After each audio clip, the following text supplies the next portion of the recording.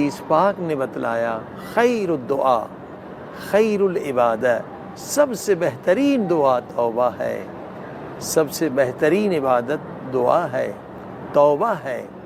توبہ کے ذریعے سے ہم نے خدا سے بھیک مانگنی ہے، اے پروردگار ہمارے عزم و ارادوں کو مضبوط کر دے تاکہ شیطان اور نفس پر ہم فتح حاصل کر لیں۔ اور بغیر توبہ کے، توبہ خدا کے حضور میں جانے کا نام ہے، خدا سے گڑ گڑا کر بھیک مانگنے کا نام ہے، خدا سے نور عقل کو حاصل کرنے کا نام ہے۔ توبہ عزم و ارادے کو مضبوط کرنے کا نام ہے۔ تیسرا جو سب سے بڑا مقصد ہے توبہ کا، کہ اللہ کے حضور میں ہم آ کے گڑ گڑائیں، گریہ کریں، آہوزاری کریں تاکہ دل ہمارا نرم ہو جائے۔ دل نرم کیوں ہونا چاہیے؟ قرآن کریم میں بہت ساری آیتیں ہیں اور بہت ساری احادیث ہیں کہ ایمان کا درخت فقط اس دل میں لگتا ہے جو دل نرم ہوتا ہے۔ صرف گناہ ہی نہیں، کبھی زیادہ کھانے سے انسان کا دل پتھر جیسا سخت ہو جاتا ہے، کبھی زیادہ بولنے سے انسان کے دل میں قساوت آ جاتی ہے، دل سخت ہو جاتا ہے، کبھی حب دنیا کی وجہ سے دل سخت ہو جاتا ہے، کبھی وقت پر نماز نہ پڑھنے سے دل سخت ہو جاتا ہے، کبھی مکروہات بین طلوعین سونے میں احادیث نے سختی سے منع کیا ہے، جب سورج نکل رہا ہے اور ڈوب رہا ہے اس وقت مت سوئیں، دل سخت ہو جاتا ہے، اور جہاں دل سخت ہو جائے وہاں ایمان کا بیج نہیں لگتا، وہاں تقویٰ کا بیج نہیں لگتا۔ لہٰذا توبہ کا ایک بہت بڑا مقصد یہ ہے کہ انسان کا دل نرم ہو جائے۔ جب آنکھ سے آنسو گرتا ہے تو دل نرم ہو جاتا ہے۔ اور آپ کو پتہ ہے کہ سب سے محبوب ترین چیز اللہ کے نزدیک کون سی ہے؟ یعنی بندے کی عبادتوں میں سب سے محبوب ترین چیز کیا ہے؟ جب بندہ پشیمان ہو کر آنکھوں سے آنسو بہاتا ہے، اپنے گناہوں پر پشیمان ہوتا ہے، یا عشق خدا میں روتا ہے، یا عشق اہل بیت میں روتا ہے، یہ آنسو سب سے زیادہ اللہ پاک کو محبوب ہے۔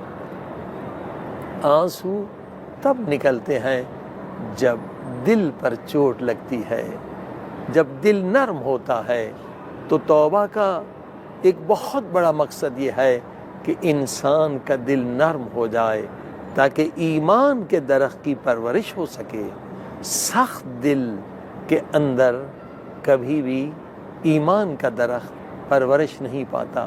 اسی لیے میرے چوتھے آقا، چوتھے فرزند رسول، چوتھے وارث پیمبر امام زین العابدین علیہ السلام دعا میں ہمیں سکھلاتے ہیں، لوگو دعا کرو، اے میرے اللہ، اے میرے اللہ مجھے ایسا دل عطا کر، مجھے ایسی آنکھیں عطا کر جو روتی رہیں، خوف خدا میں روتی رہیں، اپنے گناہوں پہ روتی رہیں، تاکہ دل نرم ہو جائے۔ اللہ اکبر! کیوں؟ حدیث قدسی یعنی خود خدا کا کلام ہے۔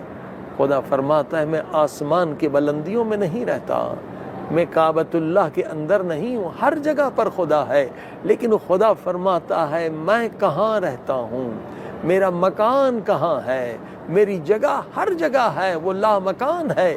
مگر خدا کہتا ہے جو شکستہ دل ہے، جو ٹوٹا ہوا دل ہے، جس دل میں درد ہے، جس دل میں عشق خدا ہے اور آنکھوں میں آنسو ہے، خدا فرماتا میں ٹوٹے ہوئے دلوں میں رہتا ہوں۔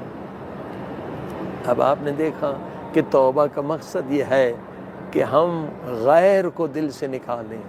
یہ دل خدا کا حرم ہے، یہ دل کعبۃ اللہ ہے۔ گناہوں کی وجہ سے، دنیا کی محبت کی وجہ سے ہم نے ان بتوں کو بٹھایا ہے۔ لا الہ الا اللہ کا مقصد یہ ہے کہ بتوں کو نکال دیں، غیروں کو نکال دیں۔ یہ دل حرم خدا ہے، اور خدا تب آئے گا جب ہم غیروں کو نکال دیں گے۔ لہٰذا کتنا بڑا مقصد ہے توبہ کا کہ ہم نے ظلم کیا ہے، ظلمت نفسی، اپنے آپ پر ظلم کیا ہے کہ یہ دل اللہ کا حرم ہے، یہ اصل کعبۃ اللہ ہے، مگر ہم نے اس میں نفس امارہ کے لشکر کو بٹھا رکھا ہے، شیطان کے لشکر کو بٹھا رکھا ہے، گناہوں کی غلاظتوں کو بٹھا رکھا ہے۔ توبہ کا مقصد ہے حرم خدا کو پاک کریں، تاکہ وہ مالک جو دل کا مالک و خالق ہے وہ ہمارے دل میں آ جائے۔ اللہ اکبر۔ توبہ کے اہم مقاصد میں سے ایک اور مقصد سنیے۔ بنی اسرائیل میں ایک انسان اپنے گناہوں پہ توبہ کر رہا ہے، دن رات آہوزاری کر رہا ہے، اور زمانے کے پیغمبر سے التماس کر رہا ہے کہ آپ سفارش کریں، آپ شفاعت کریں کہ خدا میری توبہ کو قبول کر لے۔ اس پیغمبر نے جب اس بندے کو دیکھا تو دیکھا واقعاً یہ توبہ کر رہا ہے، گڑ گڑا رہا، کہا پروردگار اس بندے کے گناہوں کو بخش دے۔ اب سنیے پروردگار کا جواب، تاکہ ہمیں پتہ چلے کہ توبہ کا اصل مقصد کیا ہے۔ خداوند عالم نے فرمایا، اے میرے پیارے نبی، اگر زمین آسمان کی ساری مخلوق بھی اس بندے کی سفارش کریں تب بھی میں اس کی توبہ قبول نہیں کروں گا۔ اللہ کے نبی نے حیران ہو کر پوچھا، پروردگار آخر وجہ کیا ہے؟ فرمایا وجہ یہ ہے کہ یہ توبہ تو کر رہا ہے مگر ابھی تک اس کے دل میں گناہوں کی لذت موجود ہے۔ اللہ اکبر۔ توبہ کا ایک بہت بڑا مقصد یہ ہے کہ گناہ کی لذت نفرت میں بدل جائے، اور یہ تب ہی ممکن ہے جب ہماری عقل کامل ہو جائے، اور عقل تبھی کامل ہوتی ہے جب علم کامل مل جائے، اور علم کامل تبھی ملتا ہے جب قرآن و اہل بیت کا دامن تھام لیں۔ بغیر علم کے عقل کامل نہیں ہوتی، اور بغیر عقل کامل کے گناہ کی لذت دل سے نہیں نکلتی۔ توبہ کا یہ مقصد ہے کہ اے خدا گناہ کی لذت میرے دل سے نکال دے، اور گناہ کی نفرت اور گناہ کی خباثت، گناہ کی نجاست اور گناہ کا عذاب مجھے دکھا دے، تاکہ مجھے مقام یقین مل جائے۔ آئیے خدا سے التجا کریں، پروردگار مولا حسین جو تیرے عاشق و محبوب ہیں، ان کے صدقے میں ہمیں توبہ کی توفیق دے، ہمیشہ توبہ میں مشغول رہیں تاکہ دل نرم بھی ہو جائے اور گناہ کی حقیقت کو بھی سمجھ لیں اور عزم و ارادہ بھی مضبوط ہو جائے۔ آئیے ان دعاؤں کی طرف چلیں جو میں نے بتلایا تھا کہ 70 استغفار ہیں۔ مولا علی علیہ السلام نے 70 قسم کے استغفار ہمیں بتائے ہیں، اور اگر ان 70 استغفار کو ہم پڑھیں جو بھی مشکل ہوگی وہ حل ہو جائے گی۔ اگر کوئی بیمار پڑھے ان 70 استغفار کو، کوشش کریں کہ ہر روز ایک مرتبہ ان 70 استغفار، یہ 70 نور کے خزانے، یہ 70 مشکل کشا کے دیے ہوئے تحفے، یہ کنجیاں ہیں اللہ کے خزانوں کی۔ بیمار ہوگا تو شفا مل جائے گی، مقروض ہوگا تو اس کا قرض ادا ہو جائے گا، بے اولاد ہے تو اسے اولاد مل جائے گی۔ 1 سال اگر اسے کنٹینیو رکھیں تو ایسی چیزیں ملیں گی جس کا آپ تصور بھی نہیں کر سکتے۔ اللہ اکبر۔ آئیے نورانی استغفار میں سے ایک استغفار کی تلاوت کریں۔ بسم اللہ الرحمن الرحیم اللہم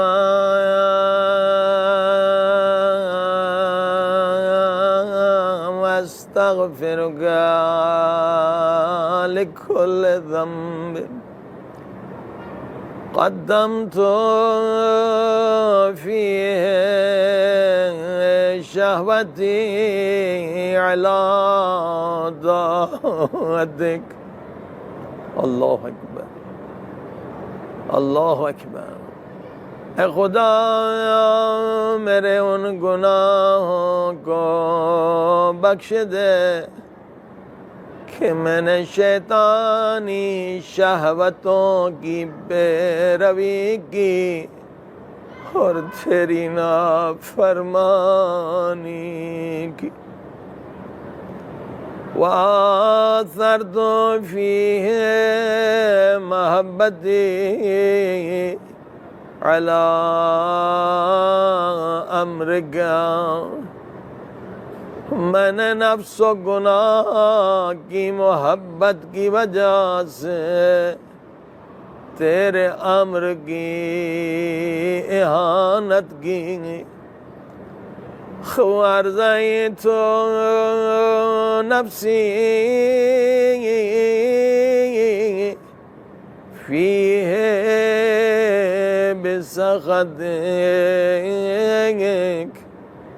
اے خدا تو نے قرآن و حدیث کے ذریعے سے مجھے عذاب سے ڈرایا، مگر میں نے تیری بات نہیں مانی، میں نے نفس کو راضی کیا۔ اذرحبتنی منہ بنہیک، میں نے تیری دربار میں گستاخیاں کی، میں نے تیری نافرمانیاں کی۔ وقدمت علی فی بیزارک واحتججت علی فیہ بوعدک، اے خدا تو نے انبیاء اولیاء کے ذریعے سے مجھ پر حجت تمام کی، مجھے ہدایت کے پیغام سنوائے، مگر پھر بھی میں گناہوں میں مبتلا ہو گیا، اب توبہ کے لیے بھیک مانگ رہا ہوں۔ وصلی علی محمد وآل محمد واغفر لی یا خیر الغافرین۔ جو بھی سن رہے ہیں دعا کو سب مل کے 3 مرتبہ یا خیر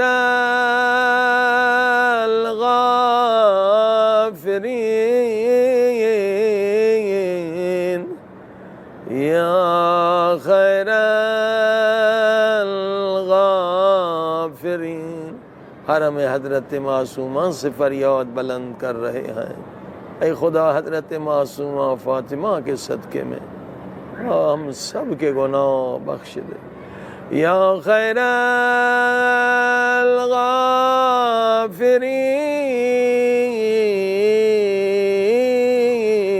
الغافرین یا خیر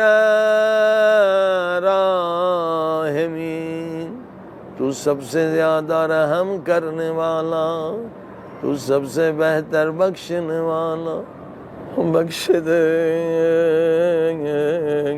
تجھے واسطہ خود مظلوم شہید کا۔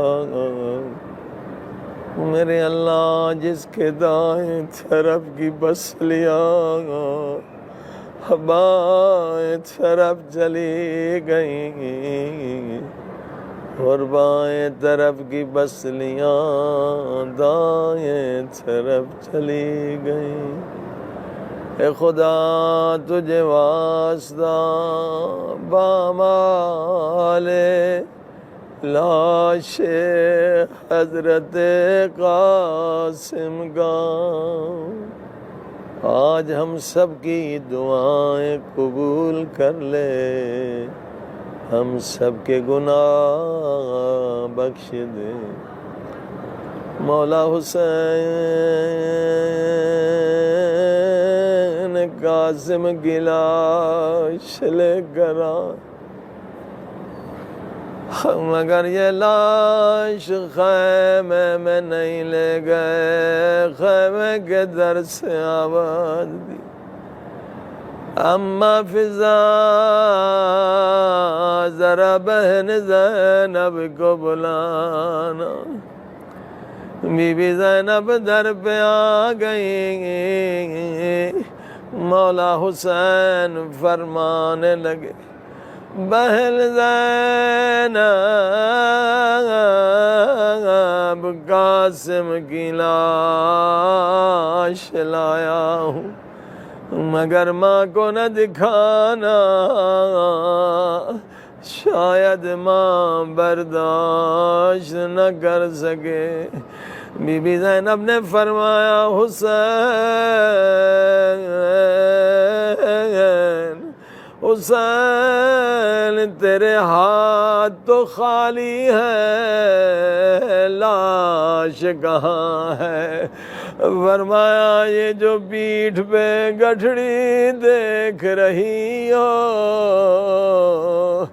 اس میں قاسم کی لاش موجود ہے۔ اے میرے اللہ، شہدائے کربلا کے صدقے ہماری توبہ قبول کر لے، ہمارے گناہوں کو بخش دے، ہمارے والدین کے گناہوں کو بخش دے، جنہوں نے ہم پر احسانات کیے ہیں ان کے گناہوں کو بخش دے، جن کا حق ہماری گردن پر ہے ان کے گناہوں بخش دے۔ جلد وارث خون حسین امام مہدی علیہ السلام حضرت عیسیٰ علیہ السلام کا ظہور کر دے، ہمیں ان کے عاشقوں میں شامل کر دے۔ رب